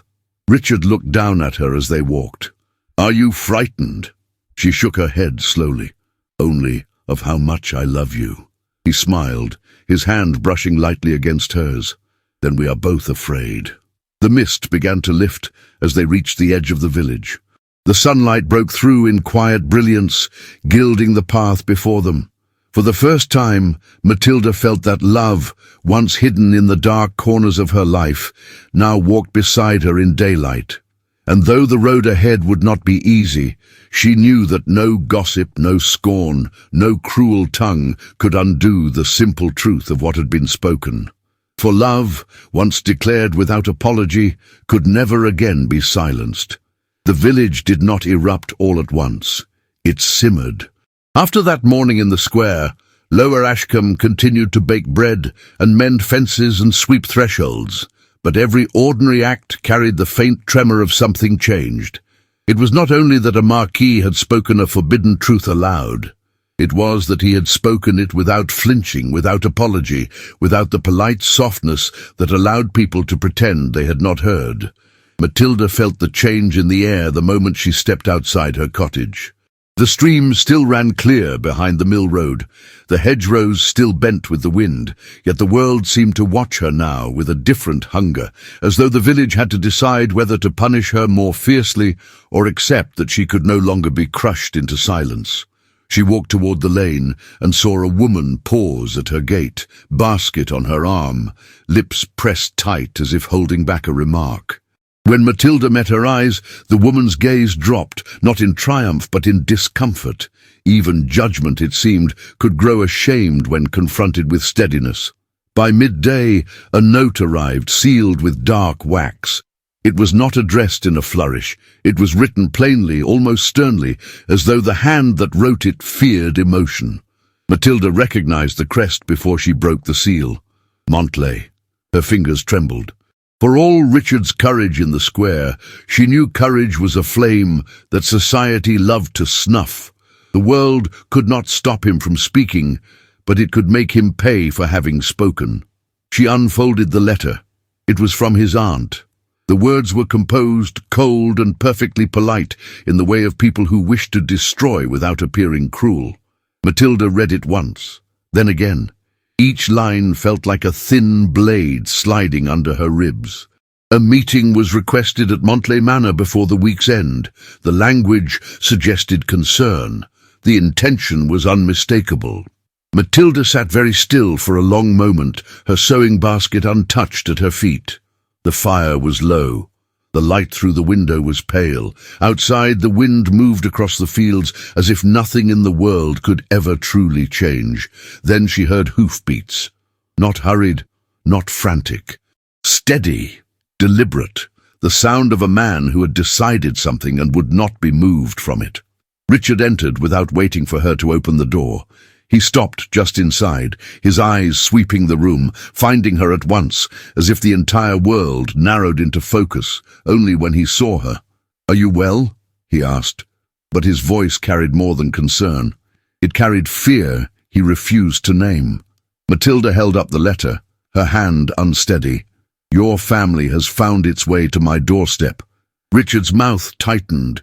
He crossed the room and took the paper from her gently, as though it might cut her. His eyes scanned the lines. With each sentence, something hardened in him, not into anger, but into resolve. "She has no right," he said quietly. "She has every right," Matilda replied, her voice calm though her heart shook. "In your world, they believe they own you." Richard lifted his gaze to hers. The firelight caught the grey of his eyes, and for a moment she saw the same loneliness she had seen from the beginning. But now it was braided with something stronger. "They do not own me," he said. Matilda stood, forcing herself to breathe evenly. "Richard, if you allow them to corner you, they will make this sound like duty. They will call it duty until you mistake it for truth." He stepped closer. "And if they corner you, they will call it shame until you believe you deserve it." Her throat tightened. "I am not afraid of them." "Yes, you are," he said softly, and the gentleness of his voice was what broke her composure. "Not because they can hurt you with words, but because you are afraid I will listen." Matilda's eyes burned. She swallowed, steadying herself. "I am afraid you will be forced to choose." Richard's gaze did not waver. "I have already chosen." The simplicity of it made her heart ache. "Then why does it feel as if we are still standing at the edge of ruin?" He reached out, his hand hovering near her cheek, stopping just short as if he feared she might pull away. "Because you have lived your life believing tenderness must be paid for with suffering, and I have lived mine believing love must be earned through obedience." His fingers brushed her cheek at last, gentle as breath. Matilda closed her eyes, the touch nearly undoing her. "Matilda," he whispered, "look at me." She did. "I will not allow them to take you from me with fine words and sharp smiles," he said. "You are not a secret. You are not a mistake. You are the truest thing that has ever happened to me." Her voice trembled. "And what will you do when they demand you abandon me for the sake of your name?" Richard's expression softened, and something in his gaze turned almost reverent. "Then I will give them what they fear most." "What is that?" she asked, though she sensed the answer. "My happiness," he said quietly, "publicly, permanently." Matilda's breath caught. "Richard." He took her hands in his. His palms were warm, steady, real. "Come to Montley Manor," he said. "Not as a visitor, not as someone to be questioned, as the woman I intend to marry." The words seemed to strike the air itself into stillness. Matilda stared at him, her chest tight with emotion. "You cannot mean that." "I mean it," he said. "I have spoken love aloud once. I will not spend the rest of my life whispering it." Her eyes filled with tears she refused to shed. "They will call me unworthy. They will call you many things," Richard replied, his voice low. "But none of those things will be true." Matilda tried to speak, but her voice failed. The tenderness in his face, the quiet fury of his devotion, made her feel both protected and exposed. She had spent years surviving. No one had ever offered her a life. "Say you will come," Richard whispered. Matilda's lips trembled. "And if your family humiliates me?" His thumb brushed over her knuckles, slow and grounding. "Then I will make them understand that humiliating you is humiliating me." A shiver passed through her. Not fear, recognition, the kind that changes a person. "All right," she said softly. "I will come." Richard exhaled, as if he had been holding his breath for years. He lifted her hands and pressed them against his chest again, as though he wanted her to feel the certainty of his heart. "Then let this be the last day you doubt you are chosen," he murmured. "I will not allow the world to unmake what I have made with my own soul." 2 days later, Matilda stood at the steps of Montley Manor with her shawl wrapped tightly around her shoulders, her gloved hands clasped before her, like a prayer. The estate seemed to rise from the earth itself, ancient and composed, a symbol of everything she had never been meant to touch. Richard stood beside her, close enough that she could feel the warmth of him without anyone else noticing. His presence was a quiet shield. "You may hold my arm," he said softly. Matilda hesitated. Richard's voice lowered so only she could hear. "You have held yourself alone long enough." Her breath hitched. She slipped her hand onto his arm. His muscles tensed, not with discomfort, but with restraint, as if he had to control the urge to pull her closer. They entered together. The drawing room was filled with the scent of polished wood and cold flowers, arranged for propriety rather than beauty. Richard's aunt sat like a queen at the center, her posture flawless, her eyes sharp. Beside her were 2 women of impeccable dress and disapproving mouths, and a gentleman whose gaze measured the room as if assessing damage. The aunt's smile appeared the moment they entered. It did not touch her eyes. "My dear nephew," she said, "how dramatic you have become." Richard's reply was calm. "I have become honest." Her gaze moved to Matilda, lingering in the way that made Matilda feel inspected. "And this must be the lady who has inspired such rebellion." Matilda lifted her chin. "My name is Matilda Hawthorne." The aunt's brows rose slightly. "How very plain." Richard's voice turned colder. "Do not speak to her as though she's beneath you." The room fell into a hush, so sharp it seemed to cut. The aunt sighed, as if burdened by someone else's stubbornness. "Richard, my love, you are grieving. Grief often takes strange forms. You have attached yourself to a comforting notion." Matilda's fingers tightened around Richard's arm. She felt the old instinct rise, the urge to shrink, to vanish, to become small enough that no one could strike her. But Richard's steadiness held her upright. "I am not grieving," Richard said. "I am living." One of the women murmured, "A Marquis cannot marry a seamstress."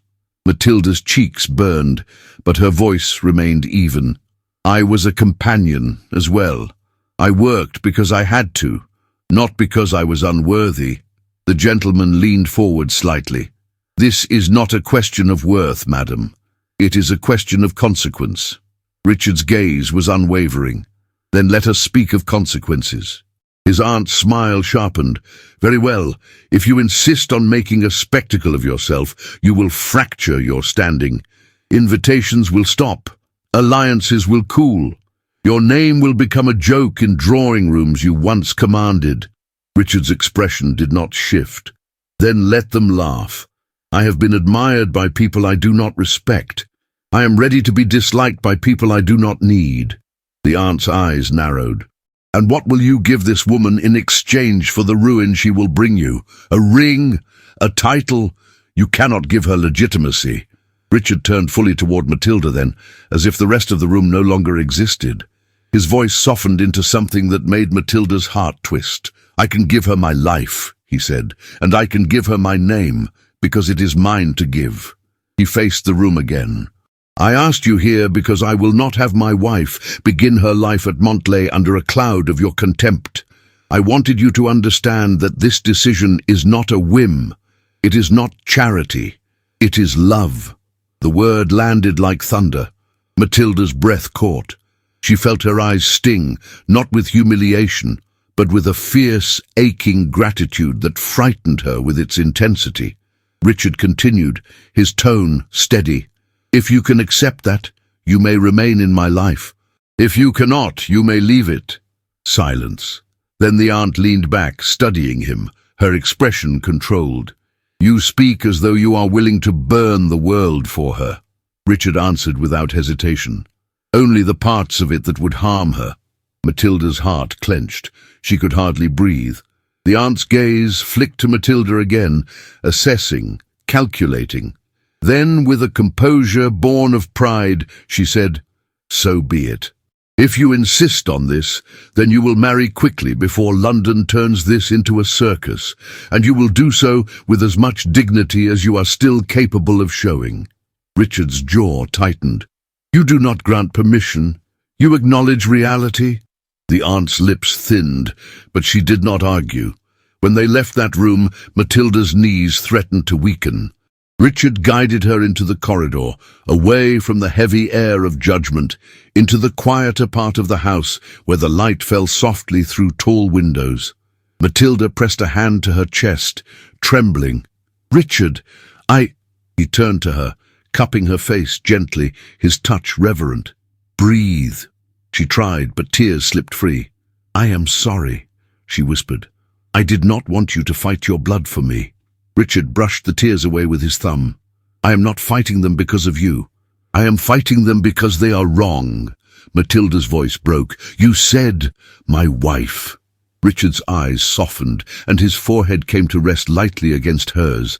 The intimacy of it made her whole body tremble. "I meant it," he whispered. "If you will have me." Matilda's breath shuddered. "I am afraid." His voice was a quiet vow. "Then be afraid in my arms, not alone." She did not move away. She could not. "Will you marry me, Matilda Hawthorne?" he asked, his tone barely above a breath. "Not to be rescued, not to be displayed, but to be cherished." Matilda's lips trembled. Her hands rose, resting lightly on his chest, feeling the steady heartbeat beneath the fabric. "Yes," she whispered. "Yes, Richard." A warmth swept through his face, fragile and stunned, as though joy was something he had forgotten he could hold. He lifted her hand and kissed it slowly, not as a performance, but as a promise. "Then we will do it simply," he said, "not for their approval, for our truth." The wedding did not come with a crowd of titled guests or the glitter of London's attention.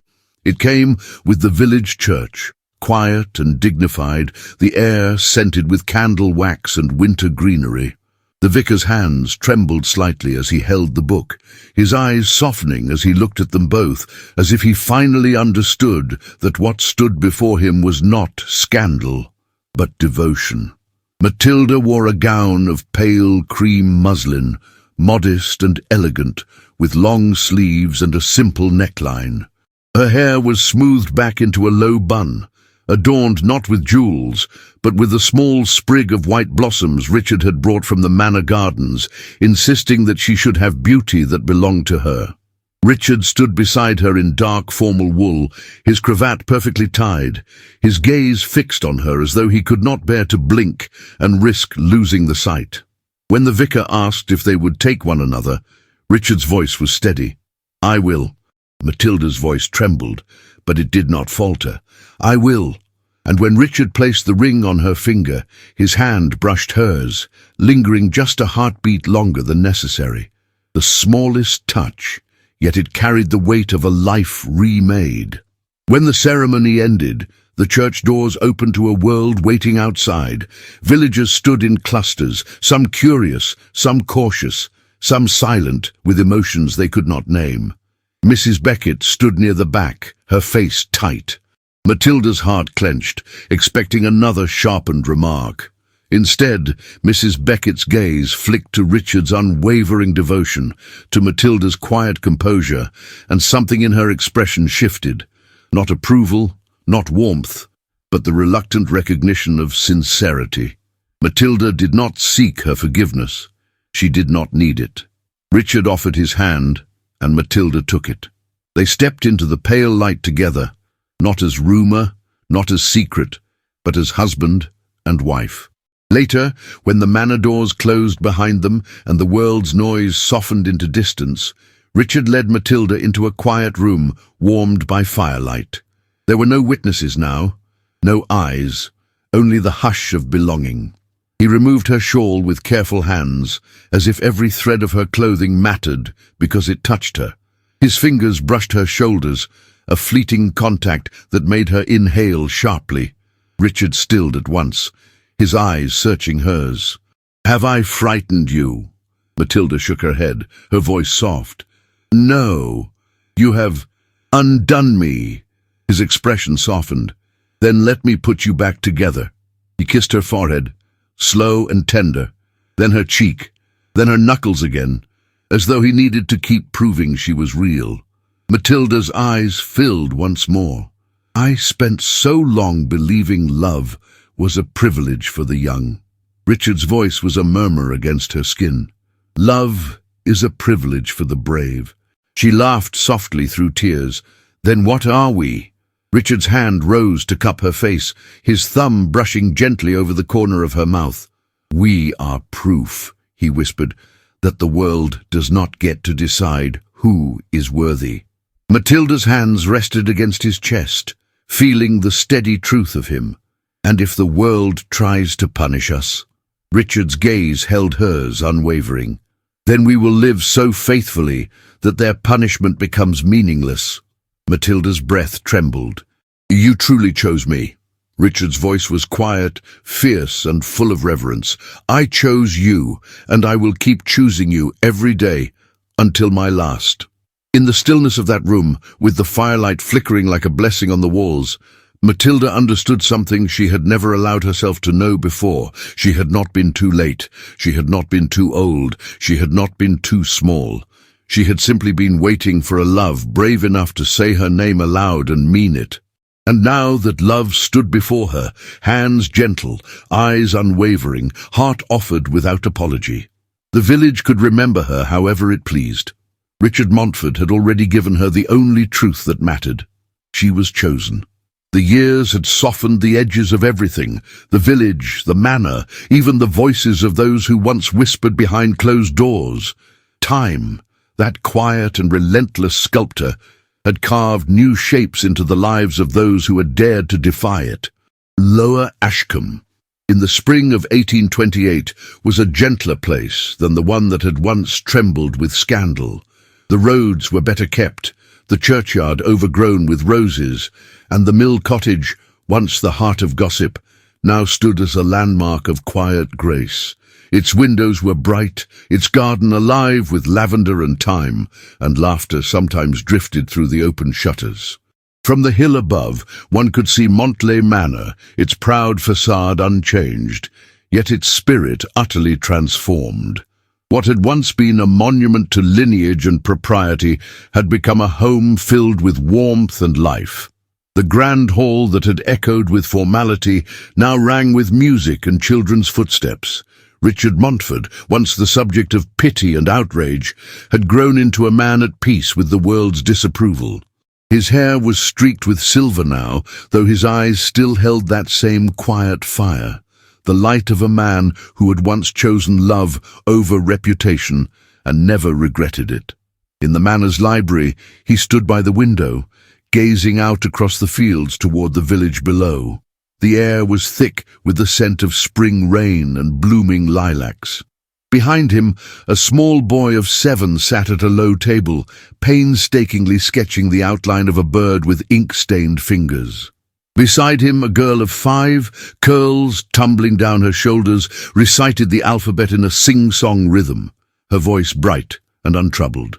"Thomas," Richard said softly, turning from the window, "the wings are too short. You must give them room to fly." The boy looked up, his eyes, his mother's eyes, wide and earnest.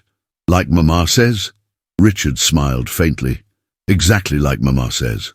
The sound of footsteps on the stairs drew his attention. Matilda entered the room, her presence as serene as the light that followed her. Time had touched her gently. Her hair, now threaded with silver, framed a face that had not lost its quiet strength. The years had given her something rarer than youth, a grace born of peace, hard won. "Your aunt will be late for supper again," she said, a knowing smile curving her lips. "She insists the roads are worse than ever, though I suspect she simply enjoys making an entrance." Richard chuckled. "After 8 years, I suspect so as well." Matilda crossed to him, resting her hand lightly on his arm. The simple touch still carried the same electricity it had when their love was young, tempered now by familiarity, deepened by years of weathering storms together. "Are they restless today?" she asked, glancing at the children. "They were building kingdoms before breakfast," he said, his voice warm. "Thomas declared himself king of the orchard, and Emily was his advisor." Matilda laughed softly, the sound like sunlight over the years that had once seemed endless and hard. "He has your stubbornness," she said. "And her compassion," Richard replied, his gaze tender. They stood in quiet companionship, watching their children play. The moment was so simple it might have gone unnoticed, but in its ordinariness lay the triumph that neither of them had dared to dream 8 years ago.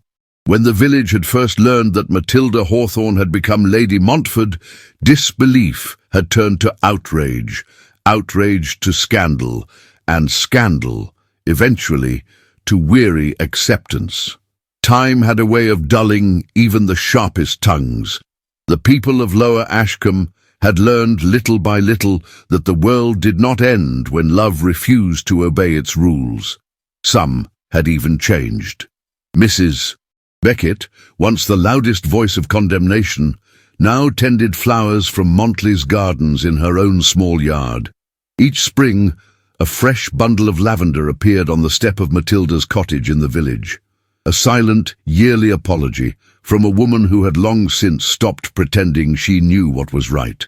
Others had not fared as well. Richard's aunt, who had once ruled Montley with an iron hand, had withdrawn to Bath, her pride intact, but her influence dimmed. Society had turned its gaze elsewhere, and in the silence left behind, she had come to understand that legacy was not measured in gossip, but in kindness. Matilda had never sought her forgiveness, nor needed it. The life she and Richard built was its own vindication. They worked the land, restored the manor's tenants' cottages, and turned Montley into something rare, a noble estate that treated its people as equals. Every season brought its labour and its reward. There were years of poor harvests, winters that bit harder than expected, and one long summer when Emily had fallen ill and the house had gone still with fear. Through it all, Richard never once wavered, and Matilda never once forgot the days when silence had been her only companion. Now, as evening settled, Matilda lit the lamps one by one, their soft glow filling the room. She looked up at her husband, the light flickering in her eyes. "Do you ever wonder," she said, "what our lives would have been if you had walked away that day in the square?" Richard smiled gently, the memory vivid even after all the years. "I have never wondered, because I know. I would have lived, perhaps, but I would not have been alive." Matilda's eyes softened, a tear glinting in the lamplight. "And yet we lost much." He shook his head. "We lost illusions, and gained truth. I would make the same choice 1,000 times." She reached up, her fingers brushing lightly against the silver in his hair. "You've changed," she said softly. "As have you," he murmured. "And yet, every morning, I find I love you more than the day before." Matilda smiled through the tears that threatened. "That is a dangerous habit, my lord." Richard took her hand, pressing a kiss to her palm. "Then I am a hopeless case." They stood like that for a long moment, as twilight deepened beyond the windows and the first stars emerged over the fields. The children's laughter echoed faintly from the hall, joined by the sound of the wind moving through the open garden doors. The manor, once a place of lineage and silence, now lived and breathed with life. Its walls held the echoes of love declared and love endured. of years spent building something real out of what the world had called folly. When night finally fell, Matilda sat by the window overlooking the same road where, long ago, she had watched a man appear through the rain and change the course of her life. The memory returned with bittersweet clarity, the storm, the fear, the hope that had felt like madness. She smiled faintly to herself. 8 years. The world had not ended. The whispers had faded. The love that began in defiance had endured with quiet certainty. It had weathered gossip, grief, and time itself. It had become not a flame burning bright, but an ember that glowed steady and warm, lighting every day that followed. Richard joined her, standing behind her chair, his hand resting gently on her shoulder. "Do you know what I was thinking just now?" she asked. He smiled. "You were wondering if I still think you're the bravest woman I've ever known." She laughed softly. "Perhaps. Then allow me to remind you," he said, his tone tender. "You are." Matilda looked up at him, her eyes shimmering in the lamplight. "And you, Richard Montford, are still the man who stood beside me when the world turned its back." He leaned down, pressing his lips to her hair. "And I will stand beside you," he whispered, "for every year we are given." Outside, the night deepened, wrapping the hills in quiet peace. The manor's lights shone like beacons against the darkness, and somewhere in the garden, 2 children's laughter still carried faintly through the air, a sound of innocence, of promise, of love made visible. Matilda Hawthorne Montford closed her eyes and let the warmth of the moment settle around her. The years had taken much, but they had also given her everything that mattered. A life lived in truth, a love that had not dimmed, and the simple, extraordinary miracle of having been chosen and still being chosen every day. The wind moved softly through the open window, carrying the scent of lavender and rain. And for the first time in many years, Matilda felt certain that even when time itself passed them by, love would remain. Every love story leaves something behind, not just in the hearts of its characters, but in the souls of those who witness it. Matilda and Richard's journey was never about wealth, beauty, or even defiance. It was about something far more enduring, the courage to choose love when the world says you cannot. 8 years passed, and their love did not fade. It matured, it deepened, it survived. And perhaps that is the greatest lesson this story offers us, that real love isn't measured by the approval of others, but by the quiet strength to keep standing side by side, even when everything else falls away. Matilda taught us that dignity does not come from social rank, but from holding one's head high through judgment and pain.